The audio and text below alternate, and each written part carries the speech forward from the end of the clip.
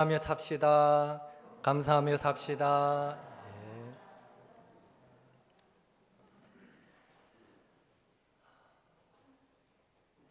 여러분, 캄보디아 앙코르와트 사원 한번 가보신 분이 혹 계시는지 모르겠습니다. 사진 하나 보여주십시오. 예.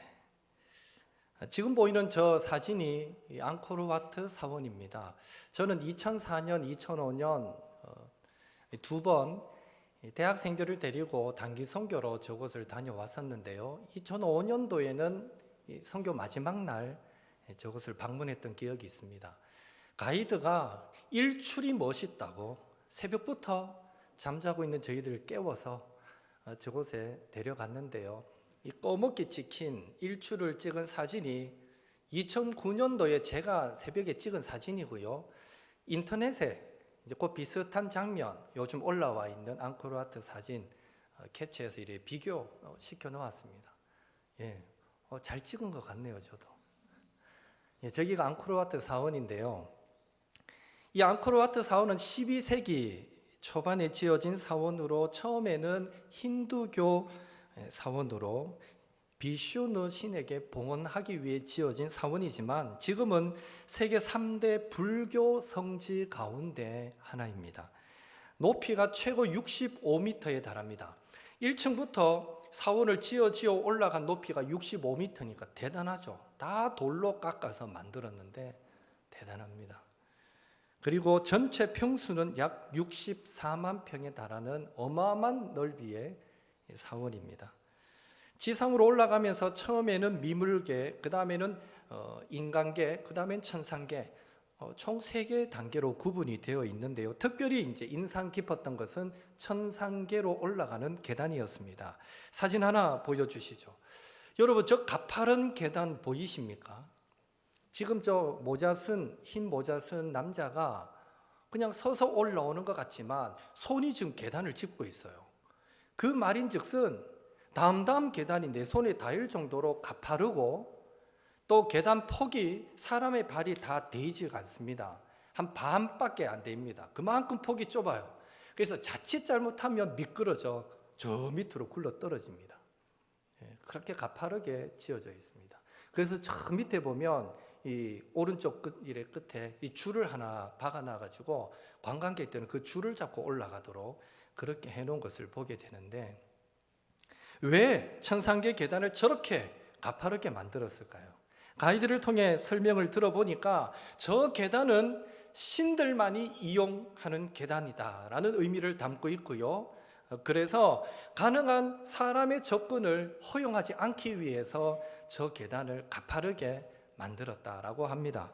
그리고 사람의 발바닥 전체가 닿지 않을 정도로 그 폭을 좁게 계단을 만든 이유는 혹 사람이 저 천상계를 올라오고 싶거든, 이거는 원하든 원치 않든 거의 엎드려 기다시피 올라가야 되거든요. 떨어지지 않기 위해서. 그만큼 뭐예요? 그 신 앞으로 나아갈 때에 엎드려 경배하는 자세로, 경건하고 엄숙한 자세로 올라오라라는 그런 의미에서 그 계단 폭도 저렇게 가파르게 만들어 놓았다고 합니다. 저런 건축물 구조만 보더라도 이 앙코르와트 사원을 만든 캄보디아인들이 신을 섬기는 그 마음이, 경배하는 마음이 얼마나 대단했는가 하는 것을 알 수 있습니다. 저도 힘들게 저 계단을 다 오르고 나서 그때 문득 이런 생각이 들었습니다.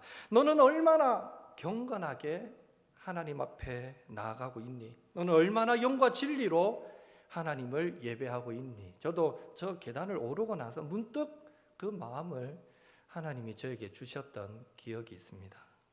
오늘 여러분은 어떠셨습니까? 하나님을 예배하기 위해 집을 나서시고 또 혹 차로 혹 걸어서 교회까지 걸어오시고 교회 와서도 이 본당까지 한 계단 오르실 때 얼마나 그 모든 순간에 하나님 앞에 우리의 마음이 경건하게 준비되어 있었는지요. 오늘은 로마서 12장 1절 2절 말씀을 가지고 참된 예배자의 모습에 대해서 우리가 묵상하면서 잠시 함께 은혜 받기를 원합니다. 우선 참된 예배자의 모습에 대해서 말씀을 나누기 전에 한 가지 확인해야 할 것이 있습니다. 그것은 우리는 왜 예배자가 되어야 하는가? 우리는 왜, 무엇 때문에 하나님께 예배해야 하는가라는 것입니다. 여러분, 지난 한 주간 최선을 다해 사셨기에 사실 육신적으로, 육체적으로 많이 피곤하실 것입니다. 왜 주일 오전 이 시간에 그 피곤한 육체에 힘을 주는 개인적 시간을 가지지 않으시고 이 피곤한 몸을 이끌고 이렇게 교회에 와서 하나님께 예배하고 있습니까? 목사, 전도사, 장로, 권사, 집사로 직분을 받았기 때문입니까? 물질의 축복, 사업의 축복, 건강의 축복, 자녀의 축복을 받기 위해 오늘 이곳에 와 있습니까? 아니면 매번 오던 예배인데 안 오면 이상하잖아, 좀 찝찝한 것 같아서 그 마음 없애려고 오늘 이곳에 와 계십니까? 그것이 아니라면 우리는 왜 지금 교회에 모여 함께 예배하고 있습니까? 1절에서 우리는 그 답을 찾을 수 있습니다. 1절 같이 읽겠습니다. 그러므로 형제들아, 내가 하나님의 모든 자비하심으로 너희를 권하노니 너희 몸을 하나님이 기뻐하시는 거룩한 산제물로 드리라. 이는 너희가 드릴 영적 예배니라. 아멘.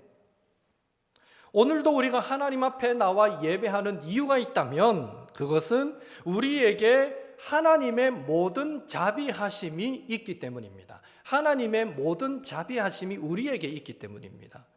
하나님의 모든 자비하심이 무엇입니까? 우리를 긍휼히 여기시고 불쌍히 여기셔서 독생자 예수님을 아끼지 않으시고 이 땅에 보내어 주셔서 우리를 위해 대신 십자가 지게 하심으로 구원하여 주신 그 십자가 구속의 은혜와 구원받았음에도 불구하고 여전히 죄악된 생활에서 멀어지지 못하고 수시로 하나님의 마음을 아프게 하는 우리를 그때마다 우리의 죄에 따라 벌하지 않으시고 오히려 우리가 그리스도 예수의 제자로 성장하기를 기대하시면서 또 참고 또 용서하시고 또 기다려주시는 하나님의 그 사랑을 의미하는 것입니다. 하나님의 모든 자비하심이란 그 구속의 은혜와 그 끝없는 사랑을 의미하는 것이죠.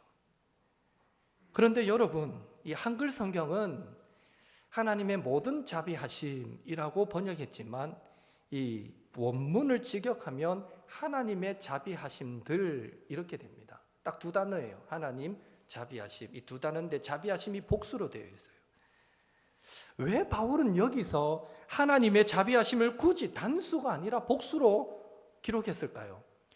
예를 들어서 바울은요, 하나님의 사랑을 말할 때는 하나님의 사랑들 이렇게 복수로 기록하지 않습니다. 하나님의 사랑 단수로 사용합니다. 왜 그렇습니까? 단수로 사용해도 하나님의 그 사랑은 끝없고 무궁한 사랑이다라는 것이 전제되기 때문입니다. 마찬가지입니다. 하나님의 자비하심도 단수로 기록하여도 그 자비하심은요, 무궁한 자비하심이 전제됩니다.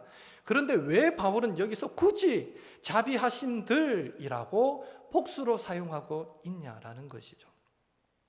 그것은 하나님의 자비하심은 다양한 때에 다양한 장소에서 다양한 방법으로 나타날 뿐만 아니라 그 하나님의 자비하심은 우리 성도에게 매 순간 매일매일 임하고 또 반복적으로 임하고 있다라는 것을 강조하기 위해서입니다.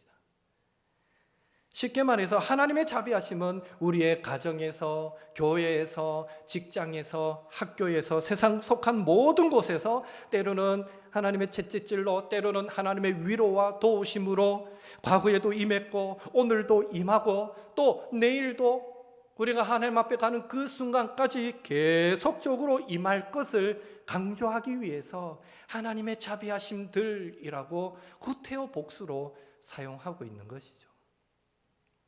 이런 하나님의 자비하심을 가장 아름답게 시로 노래한 것이 시편 103편 10절에서 14절 말씀입니다. 우리 또 함께 합독하겠습니다. 우리의 죄를 따라 우리를 처벌하지 아니하시며 우리의 죄악을 따라 우리에게 그대로 갚지는 아니하셨으니 이는 하늘이 땅에서 높음같이 그를 경외하는 자에게 그의 인자하심이 크심이로다. 동이 서에서 먼 것 같이 우리의 죄가를 우리에게서 멀리 옮기셨으며 아버지가 자식을 긍휼히 여김같이 여호와께서는 자기를 경외하는 자를 긍휼히 여기시나니 이는 그가 우리의 체질을 아시며 우리가 단지 먼지뿐임을 기억하심이로다. 아멘. 오늘 우리가 함께 모여 예배하는 지금 이 순간에도 하나님의 자비하심이 이곳에 임하고 있음을 믿으십니까? 어제도 임했고 오늘 이 순간에도 임하고요. 또 내일도 변함없이 하나님의 자비하심이, 하나님의 구속의 은혜와 그리고 끝없는 사랑이 저와 여러분과 함께 할 것이기에 우리는 그 하나님의 자비하심을 기억하며 오늘도 예배해야 하는 것입니다. 바라기는 하나님의 모든 자비하심의 결정판이 예수님의 십자가로 나타났고 그 십자가가 저와 여러분을 살렸고 그 십자가가 오늘의 나를 있도록 만들었다라는 사실 기억하셔서 오늘뿐 아니라 이후로 계속해서 우리에게 십자가로 나타난 하나님의 그 자비하심을, 하나님의 구속의 은혜와 그 무궁한 사랑을 우리가 예배자로 살아가는 삶의 모든 자리에서 날마다 높여 찬송하며 살아가시는 옥토의 성도님들 되시기를 예수님의 이름으로 축복합니다. 수시로 순간순간마다 주의 구원을 높여 찬송하는 그런 삶이기를 소원합니다. 이제 우리가 예배하는 이유는 분명해졌습니다. 직분 때문도 아닙니다. 축복 받기만을 위한 것도 아닙니다. 주의 자비가 내려와 내려와 주의 자비가 봄비같이 주의 자비가 내려와 나를 덮네. 이 찬양 아시죠? 주의 자비가 내려와 내려와 내려와 봄비처럼 우리를 덮기 때문에 우리는 예배합니다. 그렇다면 우리는 어떻게 예배해야 합니까? 어떻게 예배해야 합니까? 우리는 어떤 예배자가 되어야 합니까? 1절 하반절 말씀 같이 읽겠습니다. 너희 몸을 하나님이 기뻐하시는 거룩한 산 제사로 드리라. 이는 너희가 드릴 영적 예배니라. 아멘. 바로 우리 몸을 하나님이 기뻐하시는 거룩한 산 제물로 드리는 예배자가 되어야 합니다. 우리 몸을 거룩한 산 제물로 하나님께 드린다. 몸으로 하나님을 예배한다. 어떤 의미일까요? 첫째로 우리 몸은 영혼이 행동하는 도구가 됩니다. 쉽게 말해서 예배하는 우리의 마음이 몸으로 표현되기 때문에 바울은 몸으로 하나님을 예배하라라고 우리에게 말씀하고 있습니다.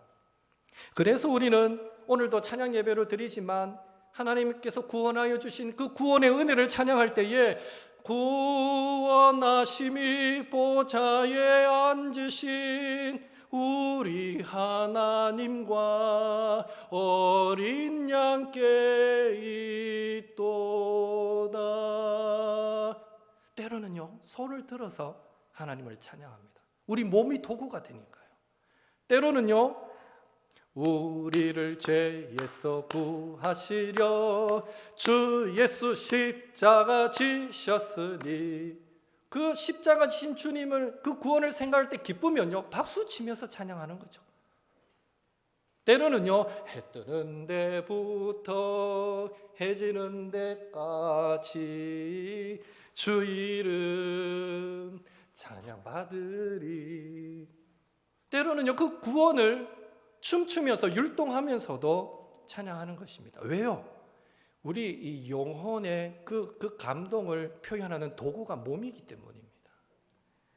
오늘도 우리가 찬양할 때 박수 치면서 찬양했잖아요. 이게 우리 마음이 그 구원을 생각할 때 기쁜데 박수가 안 칠 수 없는 거죠. 그 좋으신 하나님을 찬양할 때 손을 안 들 수가 없는 거죠. 둘째로, 사람이 죄악에 유혹당함도 몸에 의해서 이루어지기에 우리의 몸을 거룩한 산제물로 드리라 라는 말씀은 가능한 몸으로 짓는 죄를 멀리함으로 좀 더 온전하고 거룩한 그런 삶의 예배를 하나님께 드리라, 이런 의미가 됩니다.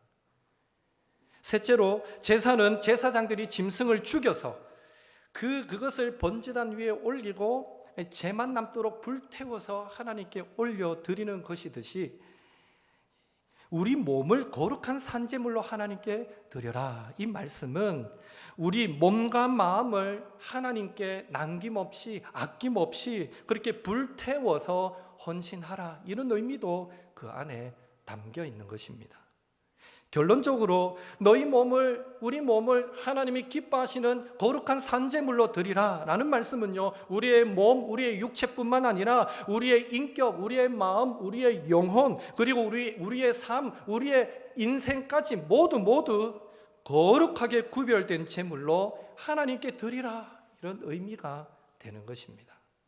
그런 의미에서 예배는 단순히 정한 시간에 정한 장소에서 정한 순서에 따라 드리는 것만이 예배가 아닙니다. 오늘 우리가 찬양 예배를 드리면서 일부 앞에 순서를 파괴하고 찬양을 좀 더 많이 드렸는데요, 이게 예배가 아닌 게 아니에요. 꼭 정한 순서에 따라서만 예배한다고 예배가 아닙니다. 예배는요, 지난 한 주간의 우리의 인격의 열매, 삶의 열매를 가지고 우리 마음이 맺은 그 열매를 가지고 우리 입술의 열매, 우리 삶의 열매를 가지고 하나님 앞에 나아가는 것이 하나님께서 진정 기쁘게 받으시는 영적 예배가 된다라는 것입니다. 이 사실을 기억하시고 이번 한 주간을 살아가실 때 매 순간 우리의 몸으로, 우리의 영혼으로, 우리의 인격으로, 우리의 입술로, 우리의 삶으로 하나님을 아름답게 예배하시는 영적 예배자가 되시기를 예수님의 이름으로 축복합니다. 그렇다면 우리 몸을 거룩한 산제물로 드리기 위해, 영적 예배를 위해 우리가 구체적으로 기억하고 실천해야 할 것이 무엇일까요? 2절 말씀 같이 읽겠습니다. 너희는 이 세대를 본받지 말고 오직 마음을 새롭게 함으로 변화를 받아 하나님의 선하시고 기뻐하시고 온전하신 뜻이 무엇인지 분별하도록 하라. 아멘. 첫째로, 성도는요, 이 세대를 본받지 말아야 합니다. 이 세대를 본받지 말라라는 말씀은요, 그 마음에 하나님 두기를 싫어하는 사람, 자기 생각에 옳은 대로 그렇게 행동하는 사람, 그래서 무엇을 먹을까 마실까 입을까가 삶의 최우선 순위가 되어 있는 사람, 즉 하나님을 알지 못하는 그 불신자들, 그들의 유행을 따라 살지 말라, 그렇게 따라 사는 것을 그만두라 하는 말씀이 이 세대를 본받지 말라라는 의미입니다. 예를 들면 이런 것이죠. 노후 자금 만들기, 30대 내 집 마련하기. 요즘 가장 핫한 게 뭘까 쳐보니까 이런 단어들이 나오더라고요. 우리도 열심히 준비해야 됩니다. 절대 게을러서는 안 되죠. 그러나 그것 따라 하다가 하나님 앞과 사람 앞에 인색한 사람이 된다면 그건 잘못이라는 거예요. 결코 하나님 앞에 사람 앞에 인색한 사람이 되지 말라라는 것입니다. 혼전동거, 비혼주의, 자녀 낳지 않고 애완동물 키우거나 취미생활하면서 사는 딩크족, 그런 것 따라하다가 생육하고 번성하여 땅에 충만하라, 땅을 정복하라 말씀하여 주셨던 하나님의 그 가정과 사회와 문화 명령, 그것을 외면하는 자가 되지 말라, 이런 것입니다. 오늘 주일학교 친구들 몇 명 중고등부, 유초등부 앉아 있는데요, 학교에서 왕따 당하기 싫어서 찐따 친구들 막 옆에서 놀리는데 같이 따라서 놀리고 이런 짓 하지 말라는 거예요. 좀 센 척, 멋있는 척 보이고 싶어가지고 욕도 하고 담배도 피고 이런 거 따라 하지 말라는 거예요. 이 세대를 본받지 말라. 둘째로, 성도는요, 마음을 새롭게 함으로 변화를 받아야 합니다. 마음을 새롭게 한다. 우리는 마음 이러면 어디가 생각이 납니까? 여기죠. 맞습니까? 마음이 여기 있습니까? 여기 있습니까, 여러분? 예, 여기죠. 반응을 좀 보여주세요. 예. 보통 한국 사람은 여기에요. 마음은 여기 있다 생각해요. 마음이 여기 있다 생각하시는 분들은 이 서양식 사고를 갖고 계시는 거예요. 좋게 표현해서. 예. 그런데 오늘 본문에서 마음을 새롭게 함으로 변화를 받아라 할 때 이 마음은요, 여기를 의미해요. 바울이 말했던 마음은 지식이에요, 지식. 차라리 우리 한국 사람이 이해하기 쉽게 한글로 번역할 때는 지식으로 번역하는 게 훨씬 더 정확한 번역이었을 거예요. 우리 지식을 계속해서 새롭게 함으로 변화되어 가라, 이런 의미입니다. 즉 우리가 이미 듣고 배워서 알고 있는 하나님에 대한 지식, 사람에 대한 지식, 구원에 대한 지식, 교회에 대한 지식, 복음에 대한 지식, 그 지식을 잊을만 하면 상기시키고, 잊을만 하면 상기시키고, 또 내 마음속에 회의가 들만 하면 다시 되새겨서 굳건한 믿음의 사람으로 그렇게 날마다 세워져 가라, 이 말이 마음을 새롭게 함으로 변화를 받으라 라는 말의 의미가 되는 것입니다. 예를 들면 이런 것이죠. 우리 가정과 일터에 어려움이 찾아와서 자꾸만 내 마음속에 하나님을 향하여 원망과 불신의 마음이 생기려고 하는 그때에, 맞아, 하나님은 실수가 없는 분이시지, 하나님은 전능하신 분이시지, 분명 지금 이 순간에도 나를 향한 하나님의 선하신 계획이 있을 거야. 그렇게 고백하면서 하나님에 대한 지식을 이렇게 매번 새롭게 되새기면서 그 의심과 그 불신과 원망의 순간을 이겨내라는 것입니다. 옆에 있는 사람이 자꾸만 미워 보이면 어떻게 해야 됩니까? 예, 우리 성도님들은 한 사람도 미워하는 사람 없겠지만 살다 보면 옆에 있는 사람이 자꾸 미워질 수 있거든요. 미움의 마음이 탁 들어올 때에 그때 맞아, 저 사람도 나처럼 하나님께서 천하보다 귀하게 여기는 영혼이지 라고 생각하면서 사람을 향한 그 성경적 가르침을 또 우리 안에 새롭게 되새기면서 그 미움의 감정을 이겨내라는 것입니다. 내가 구원받은 거 확실할까? 예, 의심이 찾아올 때에 맞아, 성령이 아니고는 누구라도 예수님을 주로 고백하지 못한다 그랬는데 나는 지금 예수님을 주로 고백하고 있으니 성령 받은 것이고, 그렇다면 난 구원 받은 거 맞잖아. 이렇게 구원의 지식을 매번 내 안에 새롭게 확인함으로써 그 의심을 이겨내라는 것입니다. 우리 주일학교 친구들, 내가 지금부터라도 열심히 공부하면 꿈을 이룰 수 있을까? 나는 해도 안 될 것 같아. 나는 왜 이 세상에 태어난지 모르겠어. 이런 부정적인 생각이 우리 친구들 마음속에 들어올 때에 맞아, 우리 안에 어떤 꿈을 갖고 소원을 갖고 행하게 하시는 분이 하나님이신데, 우리 안에 착한 일을 시작하신 하나님이 반드시 끝까지 이루실 줄을 믿어, 이런 마음 가지고 더 꿈을 갖고 비전을 갖고 그렇게 달려나가라라는 것입니다. 이렇듯 우리가 그 마음에 하나님 두기를 싫어하며 자기 소견에 옳은 대로 행하기를 좋아하는 이런 사람들의 유행을 따르지 않고 하나님에 대한 지식, 구원의 지식, 복음의 지식을 날마다 우리 안에 새롭게 되새기게 될 때에 우리는 매 순간 우리를 향하신 하나님의 선하시고 기뻐하시고 온전하신 뜻도 분명하게 분별하여서 그 가운데서 행함으로 하나님 앞에 기쁨이 되는 성공적인 삶을 살게 될 줄로 믿습니다. 한 수집가가 있었습니다. 평생 희귀하다 하는 모든 돌들을 전국 방방곡곡 돌아다니면서 다 수집하였습니다. 한 곳에 모아두었습니다. 많은 사람들이 와서 그것을 보고 와, 감탄하는 이런 모습을 보면서 사는 것을 낙으로 즐기던 사람이었습니다. 한 번은 한 선사가 자신의 집을 방문합니다. 그러자 이번에도 어김없이 이 수집가는 말합니다. 이만한 수석들 어디 가서도 못 보십니다. 대단하죠. 기분 좋게 자랑합니다. 그런데 보통 사람들의 반응 같으면 와, 어디서 이런 돌들을 구하셨어요? 이렇게 나올 텐데 웬걸 이 선사는 이래 보면서 시큰둥합니다. 그러면서 한다는 말이 이 수석들도 아름답긴 하지만 저희 암자에 있는 그 돌에 비하면 아무것도 아닙니다 이러는 거예요. 갑자기 이 수집가가 그렇다면 그 암자에 있는 그 돌도 여기로 옮겨와야 되겠다라는 생각이 번뜩 스쳐 지나갑니다. 그래서 묻습니다. 그렇다면 스님, 그 암자에 있는 그 돌 저에게 파실 의향이 없습니까? 본시 내 것이 아니지요.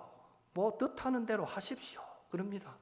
그래서 그 다음날 이 수집가는요, 인부들을 데리고 그 암자를 찾아갑니다.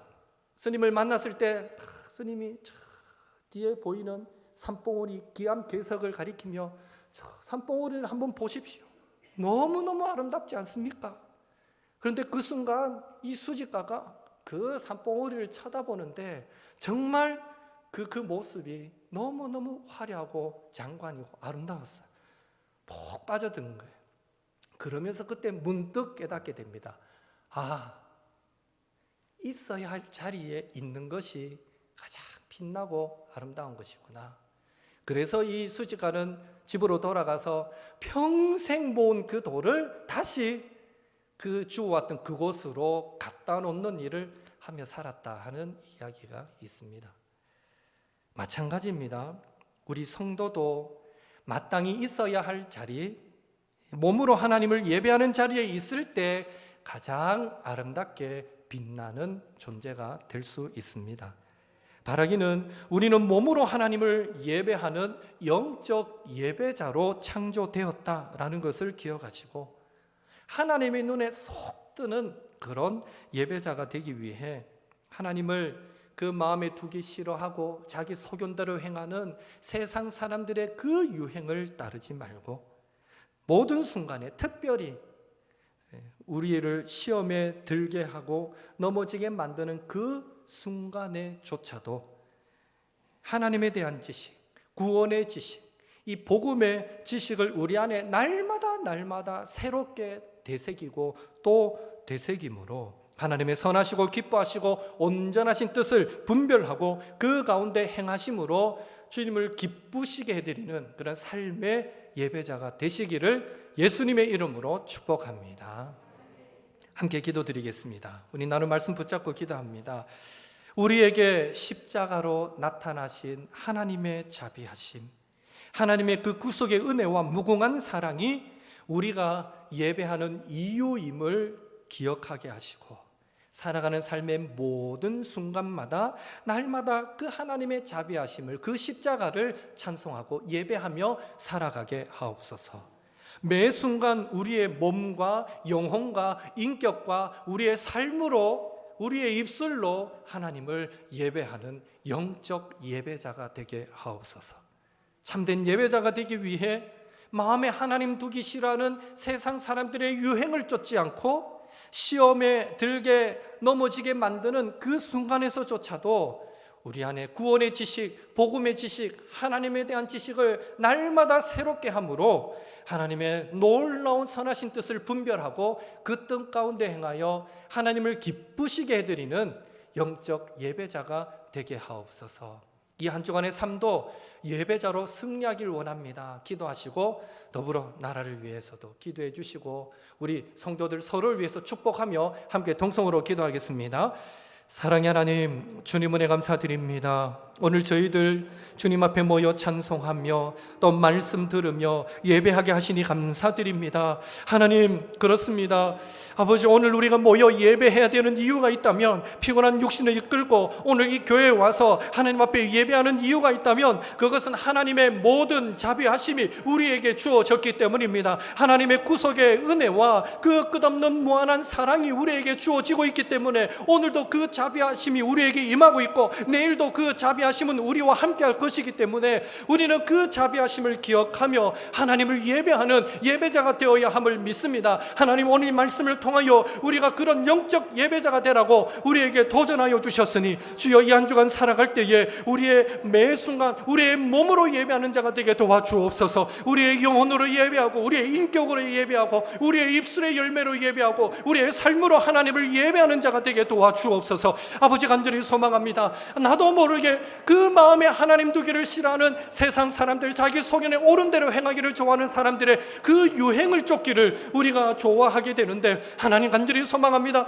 우리가 이후로는 철저히 모든 순간에 아버지 하나님의 선하시고 기뻐하시고 온전하신 뜻을 분별하게 도와주시고, 하나님의 그 뜻을 붙들고 아버지 그 뜻 가운데 거하기를 더 즐겨하는 저희들 되게 도와주시며, 그렇게 주님의 기쁨이 되어드리는 영적 예배자가 되도록 주여 도우시고 역사하여 주시옵소서. 아무쪼록 주여 이 한 주간도 하나님께 우리의 삶을 의탁드립니다. 주님께 우리의 삶을 맡깁니다. 하나님 우리 가운데 역사하시옵소서. 성령으로 기름 부어 주시옵소서. 매 순간 말씀하여 주옵소서. 그 사랑하는 성도들이 하나님의 말씀을 읽을 때에 그때마다 하나님의 음성으로 도전하여 주옵소서. 우리가 그렇게 날마다 새롭게 거듭나시게 도와주시고 그리스도 예수를 닮아갈 수 있게 도와주시고, 아버지 이전에 나에게 걸림돌이 되고 이전에 나에게 아버지 나를 힘들게 만들던 그것들이 이제는 복음 안에서, 구원의 지식 안에서, 하나님에 대한 지식 안에서 아무것도 아닌 것처럼 여겨지게 만들고, 아버지여 철저히 모든 순간에 하나님을 기쁨으로 찬송하며 예배하며 아버지 그렇게 주님을 붙들며 살아가는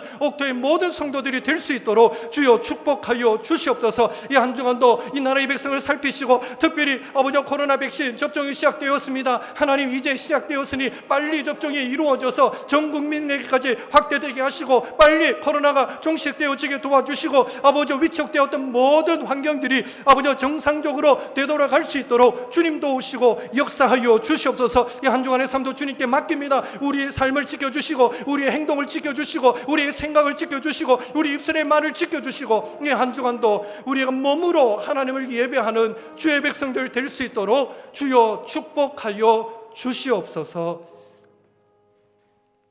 하나님 이 한 주간 가정에서, 직장에서, 학교에서 어디에 있든지 몸으로, 마음으로, 입술로, 삶으로 하나님을 예배하는 영적 예배자가 되게 하여 주옵소서.